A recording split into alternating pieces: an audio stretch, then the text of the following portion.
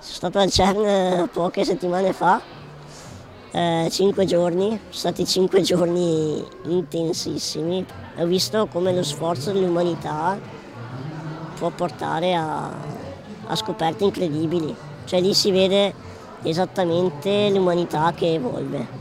È una sensazione incredibile. Tutte emozioni che Sami Basso, oggi studente di biologia all'Università di Padova, ha raccontato agli studenti trevigiani del Luca degli Abruzzi, un incontro di altissimo livello tra buchi neri e antimateria con diversi ricercatori del CERN di Ginevra, tra questi Claudio Bortolin, ingegnere 45enne di Chiarano al CERN dal 2008. Mi occupo di far funzionare le apparecchiature che poi servono per rilevare le particelle e comprendere che cosa succede quando ci sono le collisioni fra protoni.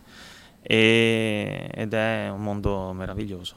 Un'esperienza che ha lasciato i ragazzi a bocca aperta e che ha confermato come i giovani trevigiani vogliano andare lontano, anche da qui il sostegno del comune. Per avvicinare il mondo dei giovani ed aiutarli a trovare la felicità poi nel lavoro del futuro bisogna per forza parlare il loro linguaggio. E Sami ha parlato la loro lingua partendo anche dalla sua esperienza personale. Quando siamo partiti come famiglia a fare ricerca sulla progeria, a tentare di far sì che questa ci sia, ci è stato detto guardate è troppo rara, è impossibile. E invece attualmente la ricerca sulla progeria sta facendo passi da gigante. Come diceva Einstein, qualcosa è definito impossibile finché qualcuno arriva, non sa che è impossibile e la fa.